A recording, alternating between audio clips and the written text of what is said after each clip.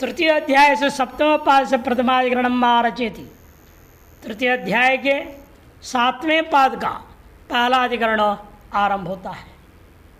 वेदी बर्हिरधिकरणम, वेदी बर्हिरधिकरणम मुख्यांगतैव वेद्यादे प्रयाजाद्यंगताप्यवाव तद्वाक्यम प्रक्रियायुक्तम मुख्यांगत्वस्य बोधकम मुख्यांगस्यापि वेद्यादे प्रयाजादिशुचांगता मुख्यार्थत्वात् प्रयाजादे स्वापूर्व व्यवधानतः। मुख्यांगता एवं वेदी बर्री आदि चीज़ें प्रयोग जो होते हैं वह प्रधान याग का ही अंग मानी जाए या अंगभूत यागों का भी वो अंग माना जाए। जैसे प्रयाज ये याग है, अनुयाज याग है, ये सब क्या है? पंच प्रयाज, 3 अनुयाज, ये दशपूर्णमास की अंग है। वो जो बर्री वेदी आदि हैं केवल प्रधान से दर्श और अमा का ही पूर्णिमा का याग का ही अंग माना जाएंगे या इनके भी होंगे, पूछ रहा है। मुख्य के अंग माना जाए या प्रयाजाद्यंगता पिवा प्रयाज आदियों के भी अंग मानी जाए। पूर्व पक्ष कहता है तद्वाक्यम प्रक्रिया युक्तम, वे जो वाक्य है इनको वेदी आदि को विधान करने वाले वाक्य, वे वाक्य प्रगण प्रमाण से युक्त है। प्रगण प्रमाण के आधार पर जो है मुख्यांगत्व से बोधकम, मुख्य के अंग मानना चाहिए। तो सिद्धांत कहते हैं नहीं, मुख्यांगस्यापि वेद्यादि, मुख्य का अंगभूता वेदी आदि प्रयाजादिशोपि च अंगता, प्रयाज आदि में भी उसकी अंगता रहेगी। कैसे? क्योंकि जो है मुख्य जो याग है वह अंग याग के बिना अधूरा है। ये अंग याग में कोई वेदी बर्री आदि नहीं है तो मुख्य याग संपन्न ही कैसे होगा? क्योंकि स्व अपूर्व व्यवधानतः, जो प्रयाज आदि है अपने अपूर्वों की व्यवधान के माध्यम से मुख्यार्थ की सिद्धि करते हैं। इसलिए इनका पूर्व सिद्ध नहीं हुआ, मुख्य पूर्व से कोई फल मिलने वाला नहीं है। इसीलिए मुख्य और अंगभूत यागों का दोनों का अंग हो जाएगा वेदी बर्री आदि। दशपूर्णमासे श्रूयते वेद्याम हविष्या साधयति बर्हिषि हविष्या साधयति इति। वेदी के ऊपर हविष का आसाधन किया जाता है। कुछ हविष ऐसे होते हैं केवल वेदी पर सीधे नहीं रख सकते आप, पहले बर्री बिछाएंगे, बर्री के ऊपर हविष का आसाधन करेंगे। वो जो वेदी है, बर्री है, जिस पर हविष को रखा जा रहा है, वे किसके धर्म है? वे किसके अंग होंगे? मुख्य का या मुख्य और अंग यागों का दोनों का ही बनेगा। तथा तद्धर्म श्रूयन्ते, उनके धर्म के बारे में सुना है।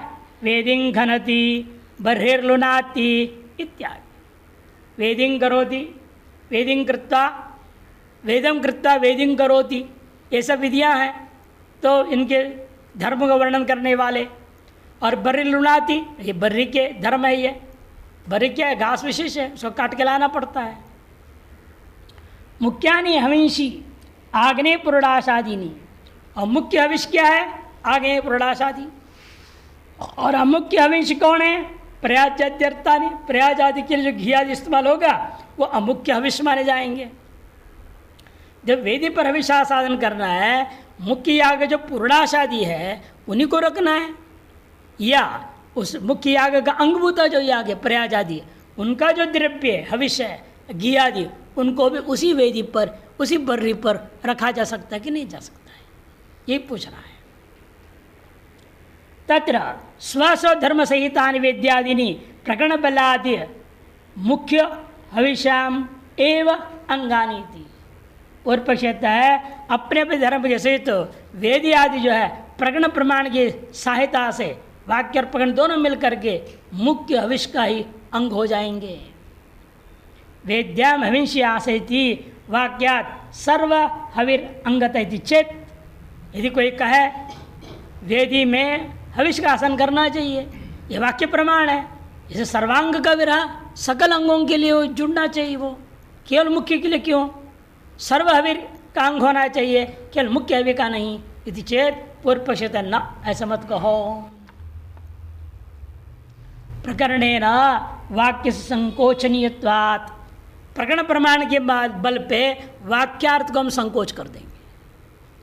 यदि वहाँ कोई विशेष नाम तो नहीं लिया, वेद्याम हविंशी मैंने प्रधान याग का ही हवि, अंग यागों का हविष्य नहीं, यह तो आप कैसे निकालेंगे? इस वाक्यार्थ का संकोच करना पड़ेगा।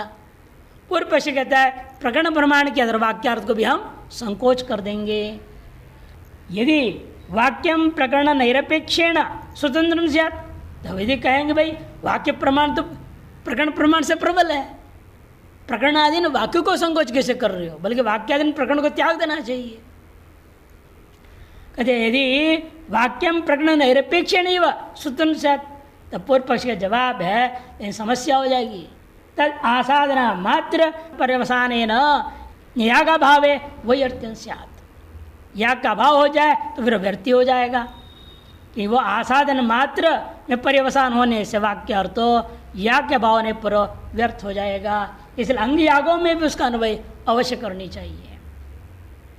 सौमिक हविषाम अपि एतद् वेद्यासनम प्रसज्जेत, तब पूर्व पक्ष का जवाब है इन समस्या हो जाएगी, फिर सोम याग के भी हविषों को उसी पर आसन करना पड़ेगा कि 10 पूर्णमास याग सर्व नित्य याग आप कर रहे हो, मान लो काम ये नहीं कर रहे हैं, नित्य कर्म न कर रहा है, फिर उसके बाद सोम याग करेंगे और सोम के भी जो याग का हविष है सोम रस, उसको भी जो उसी पे विधि पे रखोगे।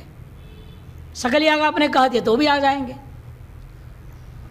पहले नित्य कर्म की अग्निहोत्र कर रहा है, अग्निहोत्र के तो भी वहीं रखो, नित्य 10 पूर्णिमा से उसका भी द्रव्य वहीं हविष वहीं रखो, उसे काम में सोम याग करोगे उसके भी हविष वहीं रखनी पड़ेगी, सर्व हविष के अंदर सारे आ जाएंगे ना।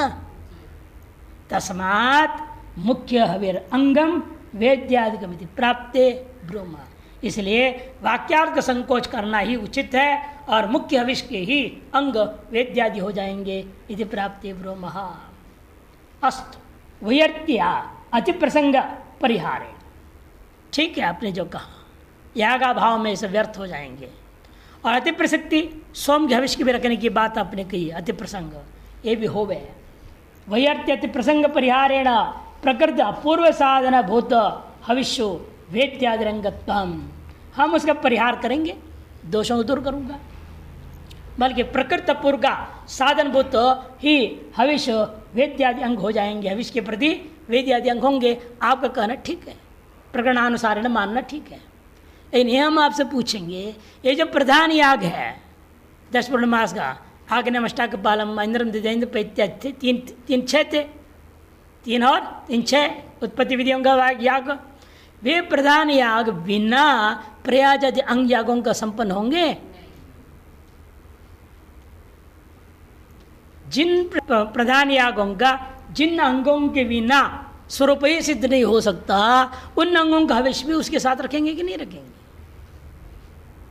जैसे प्रकृति अपूर्व साधन भूत हविष हो वेद्यारंगत्वम अस्तु, लेकिन प्रयाजादि हविष्यपि स्वकीय अवांतरा पूर्व द्वारा, प्रया जाति का जो हविष है वे भी अपने अपने अवांतर पूर्व के द्वारा मुख्य पूर्व साधना नहीं है, वह मुख्य पूर्व वे भी साधन है।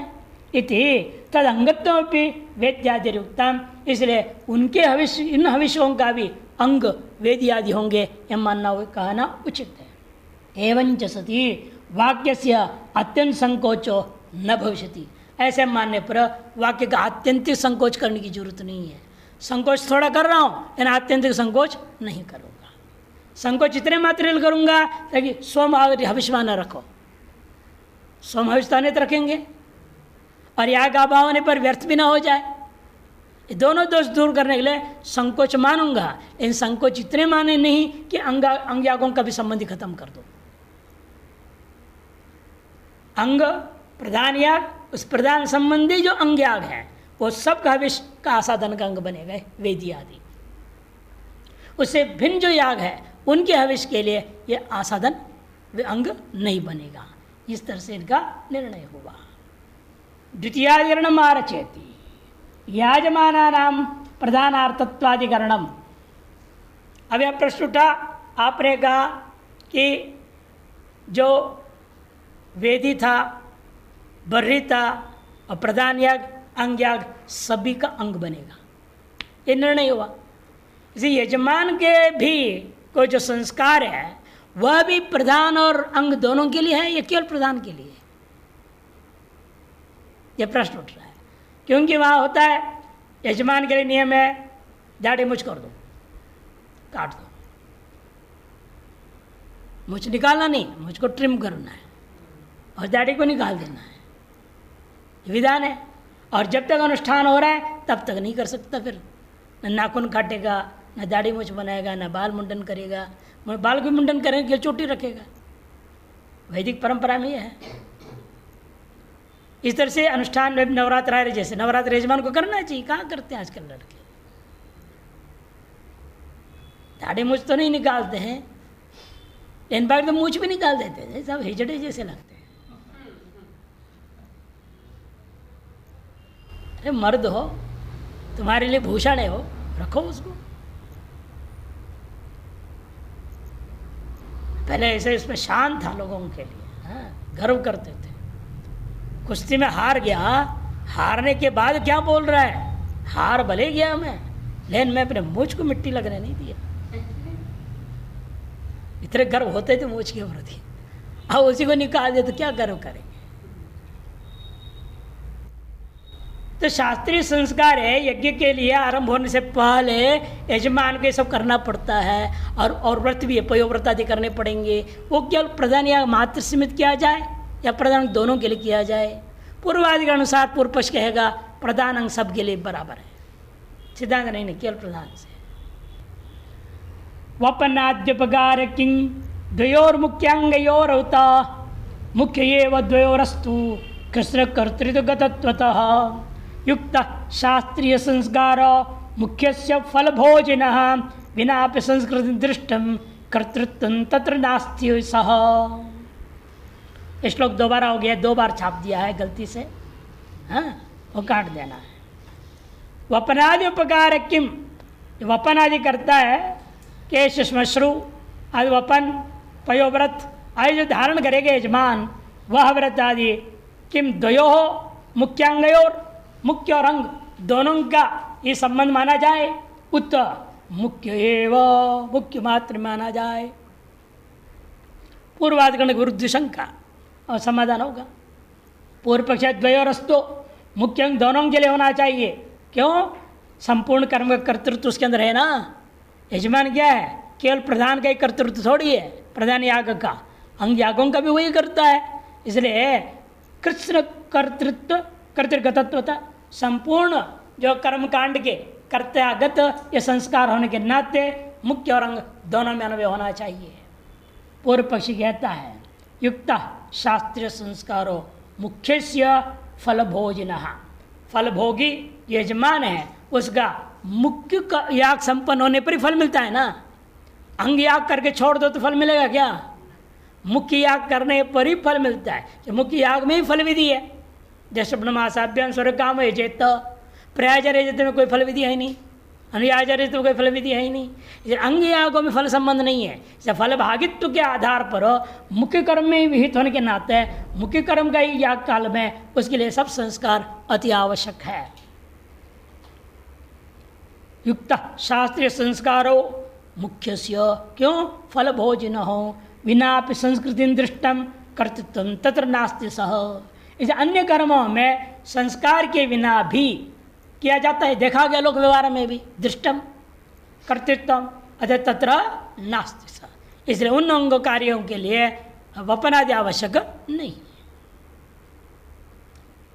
ज्योतिषों में केश श्मश्रु वपन पयोव्रतादियो यजमान संस्कार आमनातः, केश का वपन, श्मश्रु का वपन, पयोव्रत आदि जो है यजमान संबंधी कुछ संस्कार विधान किए गए हैं। ग्रही सोमो होमो ज्योतिषों में मुख्य, और ज्योतिषों में याग में मुख्य कौन है? ग्रह पात्रों से जो सोम याग किया जाता है। यानी आपने देखा है चित्र में दिखाया था ना, ज्योतिषों याग में 3 पशु याग भी आते हैं, और प्रधान नहीं, अंगभूत याग है। प्रधान याग तो सोमयाग ही है। इसलिए प्रश्न पूछना पूर्व पक्ष गया है, सोमयाग पूर्व काल में ये संस्कार होनी चाहिए, और पशु याग तो तीसरे चौथे पांचवें छठे दिन होनी है ना, वो चौथा पांचवा छठा दिन होना है। उन दिनों में उसको नियम नहीं रहेगा संस्कारों का, पयव्रत करे ना करे, दाढ़ी मुंडन करे ना करे, ऐसे पूर्व पक्ष का कहना है कि ये जो ग्रह जो से होने वाला सोम होम है वही ज्योतिष में मुख्य है। अग्निशोम्य पशुवादिकम अंगम, अग्निशोम पशुवादी जो याग है वो अंग याग माने गए हैं। तत्र द्वयोर मुख्यांगयोर एते वपनादय उपकुर्वन्ति। पूर्व पक्षी का कहना है इन दोनों मुख्य सोमयाग और अंगभूता पशुयाग, सोमयाग और पशुयाग इन दोनों के लिए ये वपनादि उपकार करेंगे। कुतः क्यों? कर्तृधर्मत्वात्, कर्ता का धर्म होने से। यजमानो ही कर्तृत्वया वपनादि में संस्क्रियते, कि यजमानी वास्तव में कर्तृत्व के माध्यम से वपनादि के द्वारा संस्कारित हो रहा है। कर्तृत्वंच यथा मुख्यम प्रति तस्य विदिते तथा अंगम प्रति अपि अस्ति। इसे कर्तृत्व जिस प्रकार से मुख्य याग के प्रति उसके अंदर है, उसे अंगों के यागों के प्रति भी उसमें कर्तृत्व होता है। तस्मात् उभयोर उपकार इति चेत मैवम, दोनों के प्रति उसका उपकार होगा इति चेत मैवम। तो भी यजमानस्य आकारो, यजमान का दो स्वरूप है, एक है क्रिया कर्तृत्व और दूसरा फल भोक्तृत्व। ये संस्कार किसके लिए है? फल भोक्तृत्व के लिए है या क्रिया कर्तृत्व के लिए? क्योंकि क्रिया जो है जब याग हम नहीं कर रहे तभी तो आप क्रिया कर्ता बनेंगे कि नहीं बनेंगे? घूमना फिरना खाना पीना अन्य कर्म कर खेती वेती कुछ भी कर रहे हो वो सब क्रिया कर्तृत्व आपके अंदर रहेगा। क्रिया कर्तृत्व तो एक सामान्य हमारा स्वरूप है और फल भोक्तृत्व मेरा विशेष स्वरूप है। क्योंकि निष्काम भाव से पूर्वक भी आप क्रिया कर सकते हो, उसकी भी कर्तृत्व आपके रहेगा। तो निष्काम भाव से होने क्रिया कर्तृत्व अवश्यम भावितया फल भोक्तृत्व से भिन्न ही, नहीं तो फर्क क्या पड़ेगा? निष्काम भाव से करोगे फल कामना से करोगे, दोनों में अंतर क्या है? यही है कि निष्काम भाव से जो करने वाले में केवल कर्तृत्व रहेगा और सकाम से करने वाले में फल भोक्तृत्व रहेगा। ये दो स्वरूप है हर एक व्यक्ति का।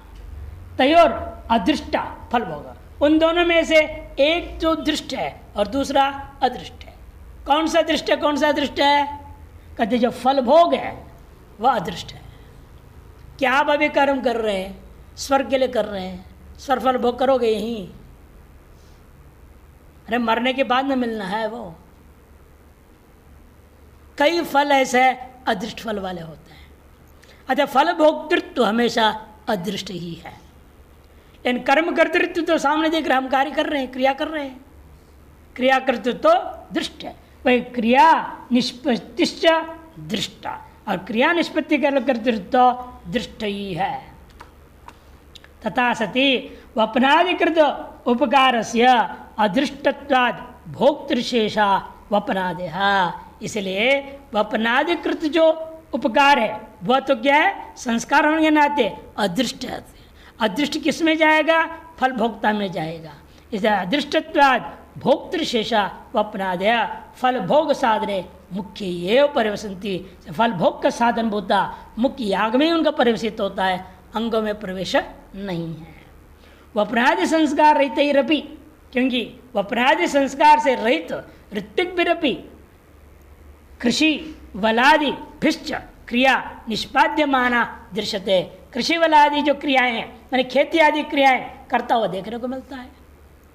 ततस्तत्र कर्तृत्वाकार है, वहाँ कर्तृत्वाकार का रहने पर भी संस्कार के मोह कोई लेना देना नहीं। वपनाधिकृत उपकारो नास्ति, वपनाधिकृत वहाँ कोई उपकार नहीं है।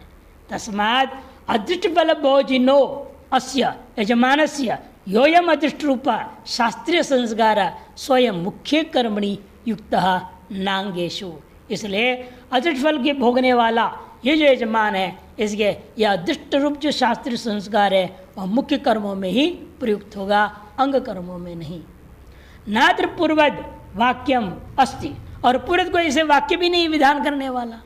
ये न परंपरा फल साधन संगेशु वपनादि उपकार संकेत, और पूर्वत्या कोई विधि वाक्य भी नहीं ना कि अंगों के सहित हम प्रधान को लेवे। पूर्वत नात्र वाक्यमस्ति ये न परंपरा हम फल के साधनभूत अंग कर्मों में भी इन वपनादियों का उपकार की आशंका कर सकें। प्रकरण तो मुख्य सेव, और प्रकरण क्या है? मुख्य याग का है, न तो अंगाना तस्मात् न तेष उपकार, इसलिए उनमें इनको उपकार मानने की आवश्यकता नहीं है। तृतीयाधिकरण मार्चेति वेदिर अंग प्रदानार्थत्वाधिकरणम, वेदिर अंग प्रदान दोनों के लिए, अंग के लिए भी प्रदान के लिए। ये वेदी बनेगा केवल प्रदान याग उसमें करूंगा, अंग याग कहाँ करूंगा? फिर बाहर जाऊंगा कहीं और। पूर्वाधिकरण में क्या किया आपने? प्रधान मात्र सीमित किया ना। पहले वाले में प्रधान अंग उभय के लिए कहा, और दूसरे में कहा नहीं प्रधान मात्र में होगा, वो अपना संस्कार का लाभ जो है फल भोगित्व के कारण से अंगों में आवश्यकता नहीं है, अंग में स्वतः सिद्ध हो जाता है। यानी उसी पर अगला अधिकरण में पूछेगा, फिर यहाँ भी प्रधान मात्र सीमित कर दो, वेदी के जो निर्माण आदि होगा केवल प्रधान याग के लिए, फिर अंग याग बाहर करना पड़ेगा। तो सीधा नहीं, पूर्व के विपरीत या प्रधान और अंग उभय के लिए वेदी होता है। वैसे वेदिर अंग प्रदानार्थत्वाधिकरणम मुख्यार्था सौम्य की वेदिर उभयार्थे मुख्य गा चिकीर्षितत्वाद मुख्यस्य वेद्यां तत्कृति संभवात् मुख्य पौष्कल्य हेतुत्वात् तदंतरम चिकीर्षितम मुख्यवत्तेन तद्वेदिर अंगेष्वपि उपकारिणी। कहते सौम्य की जो वेदी, सौम्य याग के लिए जो वेदी बनाया जाता है, उस वेदी में क्या अन्य यागों को भी कर सकते हैं हम कि नहीं? मुख्यार्था एवं सौम्य की वेदी उभयार्था वा, ये शंका उठा। पूर्व क्षेत्र है मुख्य का चिकीर्षितत्वात् मुख्य, मुख्य में नहीं अन्वय होना चाहिए वेदी का। क्यों? मुख्य का ही करने की इच्छित है वहाँ पर। वेद्याम मुख्य से व चिकीर्षितत्वात् तत्कृति संभवात, वहीं पर उसका प्रयत्न करना संभव है।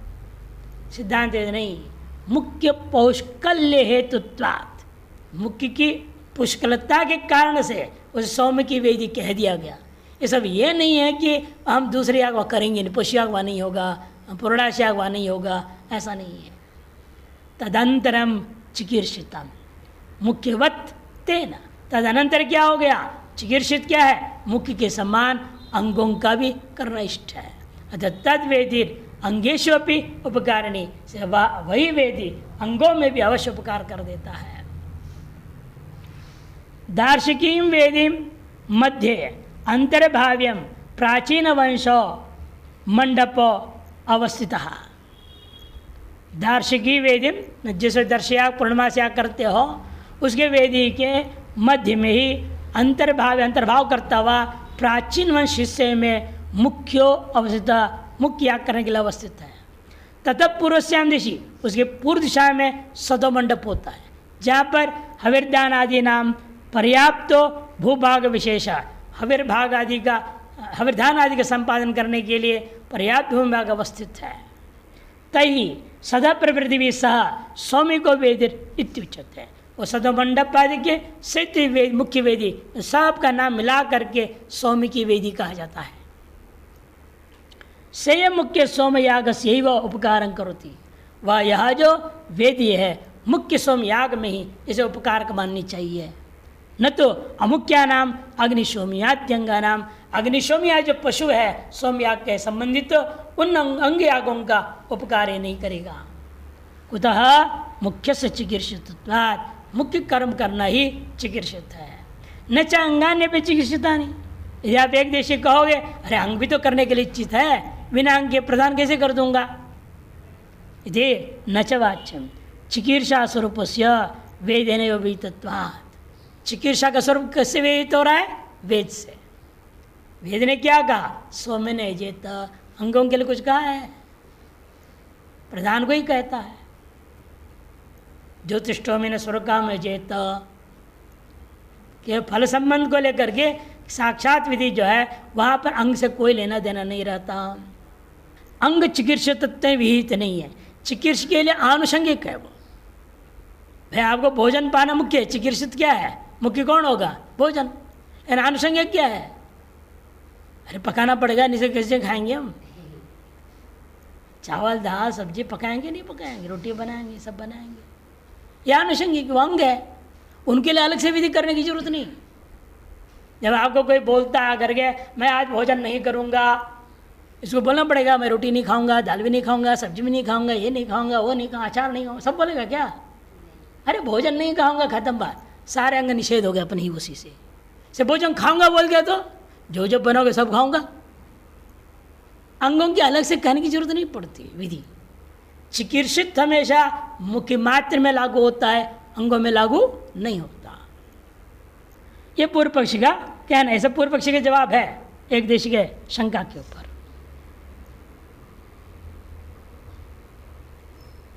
न च अंगान्यपि चिकित्सितानि इति वाच्यम्, क्योंकि चिकित्सा स्वरूप से वेदे नैव अभितत्वात् एवं श्रूयते। श्रुति क्या है? षट्त्रिंशत् प्रक्रमा प्राची चतुर्विंशतिर अग्रेण त्रिंशत् जघनेन यति शक्ष्यामः इति। 36 कदम पूर्व दिशा में, 24 कदम अग्र दिशा में और 30 कदम दक्षिण में, बाकी को बात तार जोड़ दो, ये वेदी का स्वरूप हो गया आपका। टेढ़ा मेढ़ा चौकोर नहीं है, क्योंकि एक तरफ ले लिया 36, एक तरफ 24 और एक तरफ 30, और 30 का कोना 24 कोने को जोड़ दो, जितना भी होगा वो उतना, ये वेदी का स्वरूप बन गया। अस्ययम अर्थ स्वयं अर्थ बता रहे, श्रूयमाणेन अनेन दैर्घ्य प्रमाणेन तिर्यक प्रमाण द्वयन च। श्रूयमाण जो है एक दीर्घ प्रमाण वर्णन किया और 2 जो है आपका तिर्यक प्रमाण दे दिया, इधर 24 उधर 30 कहा। लंबा वाला कौन है? 36। वो कहाँ है? वो पूर्व दिशा में, प्राची पूर्व दिशा में 36 रख लो, फिर यहाँ उत्तर और दक्षिण में एक तरफ 24 और दूसरी तरफ 30, और पश्चिम को उसको मिला देंगे, बराबर हो जाएगा।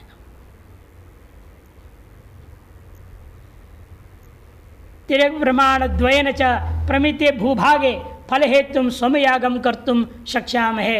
इत्येतार्थ नपा हुआ इस भूभाग में फल का कारणीभूत सोमयाग करने में समर्थ हो, सक्षम हो इति निश्चित्य तथैव कुर्यात् इति नेयम चिकीर्षा निश्चयम चिकीर्षा मुख्य विषया। इसे वह जो चिकीर्षा है मुख्य विषय ही है। यदि शक्ष्यामहे इति परिमाणस्य शक्तिश्च उपन्यासात्, परिमाण का और सामर्थ्य दोनों का इतने परिमाण के माध्यम से नियत कर दिया गया है।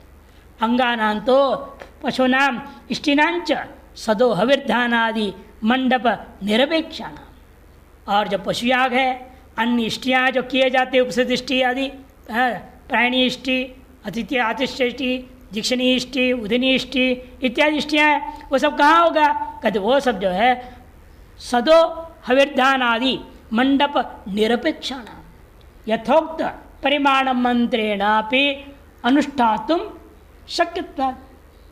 यथोक्त परिमाण वाले क्षेत्र से भिन्न क्षेत्र में भी, या क्षेत्र में जहाँ तहाँ भी कर लो आप, आपकी मर्जी है। स उपन्यास तत्र निरर्थक, इसे परिमाण का उपन्यास करना अंगों के लिए निरर्थक हो जाता है। सोमस्य अनुष्ठानम यथोक्त वेद्या में एवं संभवती। सोम का अनुष्ठान तो यथोक्त परिमाण वाले वेदी में ही करना होगा।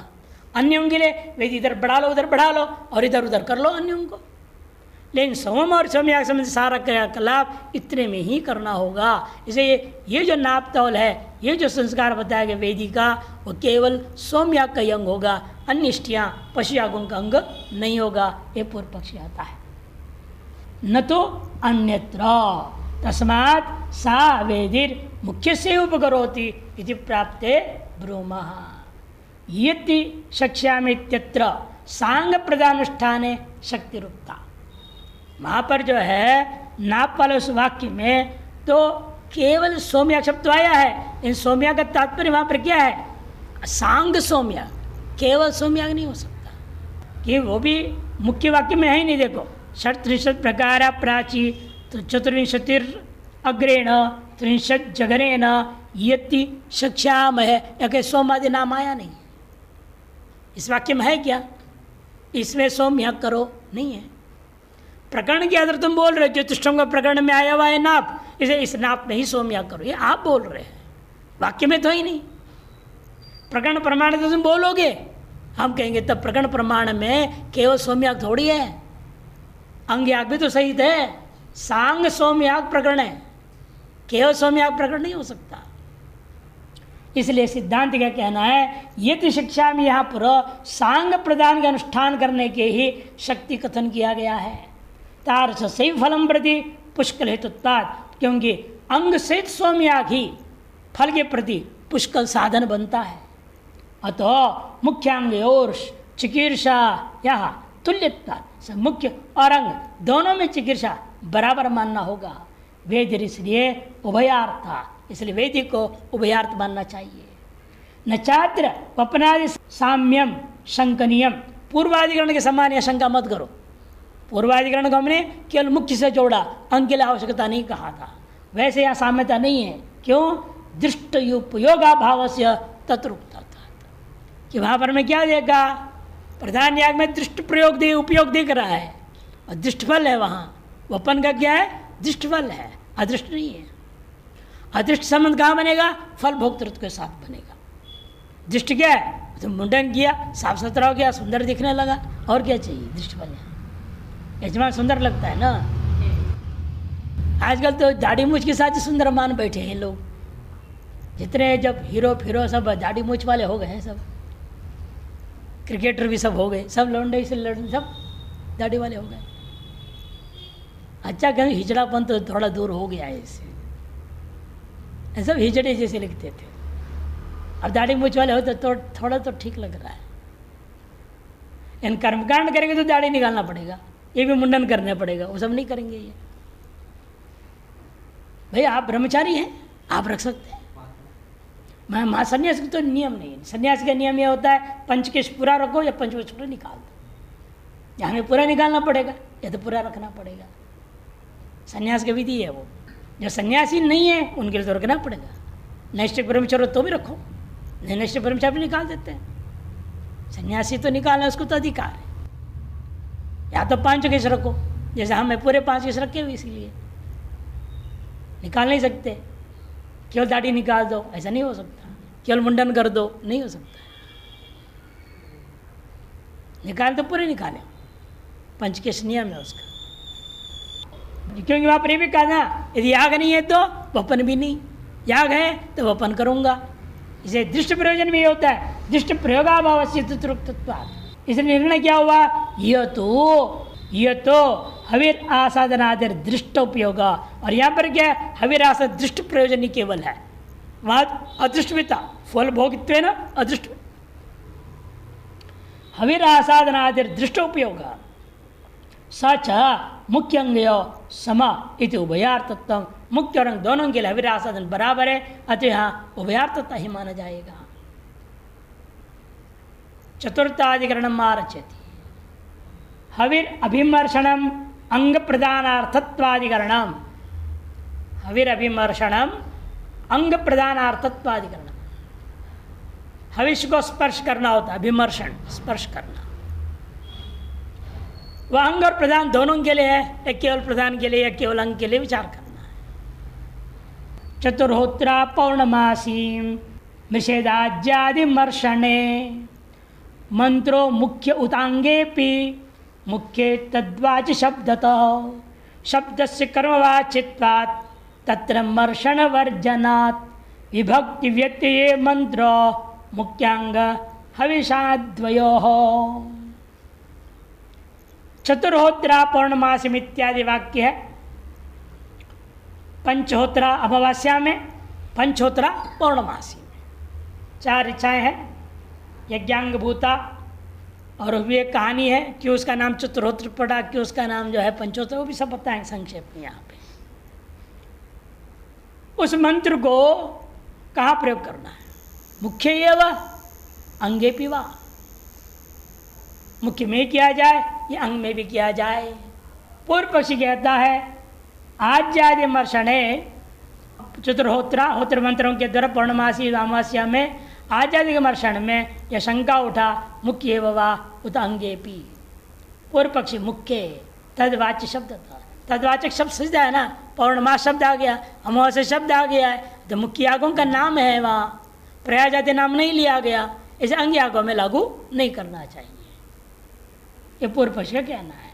शब्द से कर्मवाचित्व। तब सिद्धांत कहते हैं वास्तव में वहाँ शब्द जो है कर्मवाची है, कालवाची है। वो उस काल में सकल अंग आ जाएंगे, अंग सहित आ जाएगा प्रधान। तत्र मर्षण वर्जनात् विभक्ति व्यक्ति मंत्र मुख्यांग, और वहाँ पर स्पर्श का वर्जन है। फिर कहाँ होगा, जैसे विभक्ति का व्यत्यय करो, विभक्ति को बदलो, और मुख्य और अंग भविष्य दोनों के साथ संबंध करके इनका प्रयोग करना चाहिए। दशवर्णमास्यो श्रूयते चतुर्होत्रा पौर्णमासीम अभिमृषेत पंचहोत्रा अमावास्यायामिति। पृथ्वी होता इत्यादि को मंत्र चतुर्होत्रा, पृथ्वी होता इत्यादि कहने वाला एक मंत्र है, उसका नाम चतुर्होत्रा रख दिया गया। तस्मिन् मंत्रे यज्ञानाम चतुर्णाम श्रुतत्वात्, यज्ञ का अंगभूता 4 मंत्र वहाँ श्रुत होने से उसका नाम चतुर्होत्रा। अथवा तस्य मंत्रस्य अभिमानित्वेन आत्मभूत कश्चित् पुरुषः, उस मंत्र का अभिमानी रूपेण कोई आत्मभूत पुरुष है, वो क्या किया, प्रजापति ना चतुर्वारम आमंत्रित, प्रजापति के द्वारा उसको 4 बार आमंत्रित कर दिया। इस उस मंत्र का नाम 4 बार आहूत, चतुर्हूत नाम है, और चतुर्हूत को चतुर्होत्र बोल दिया। क्योंकि नाम हमेशा किसी श्रेष्ठ का, ज्येष्ठ का, पूज्य का साक्षात नहीं लिया जाता है। जैसे इसका नाम क्या था, इंद्र का असली नाम क्या है, इदंद्र। इदंद्रम संतम इंद्रमित्याचक्षते, परोक्ष प्रिया ही देव प्रत्यक्ष द्विषा कहा गया। वही नियम यहाँ पर भी है। से चतुर्हूत नाम था, उसे चतुर्होत्र का बताएंगे, सब वर्णन करेंगे। देखो, तो आमंत्रित प्रत्युत्तर उवाच, आमंत्रित करके पूछा तो प्रत्युत्तर कहा, इति स पुरुष चतुर्हूता, उस पुरुष को ही चतुर्हूत नाम रख दिया। तदीय नामना मंत्रोपि, और उस पुरुष के नाम से उस जो है मंत्र का भी नाम हो गया चतुर्हूत इत्युच्यते है।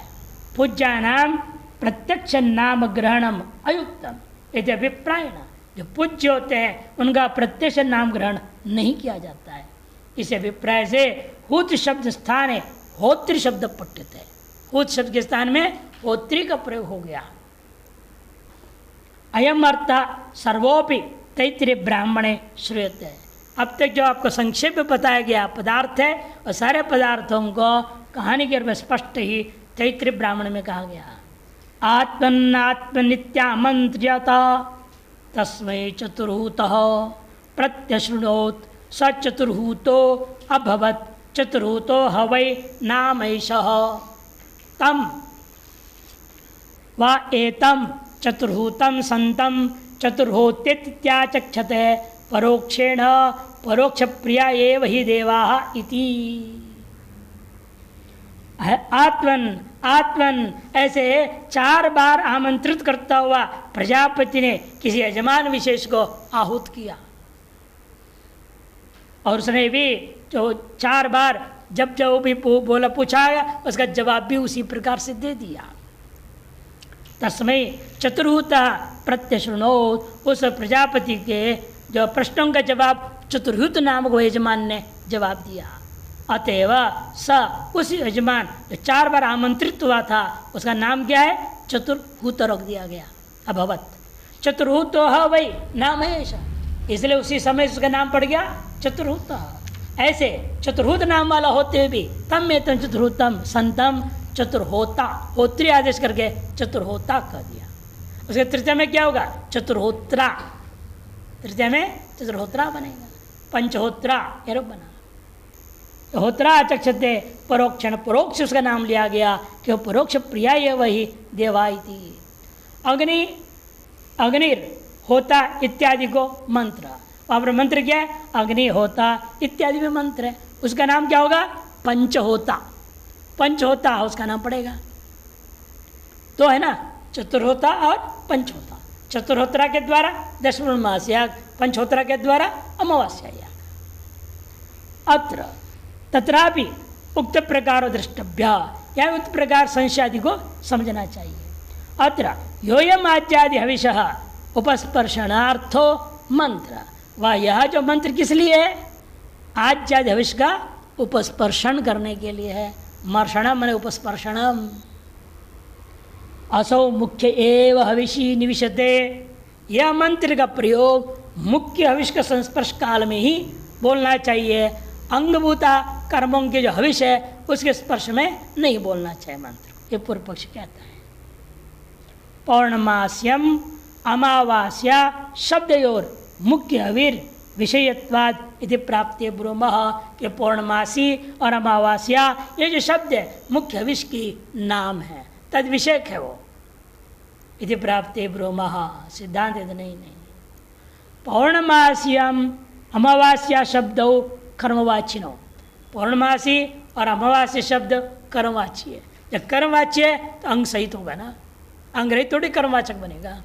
न तो हविर्वाचिनो, केवल हविष का वाचको नहीं है, केवल हविष का वाचको नहीं है।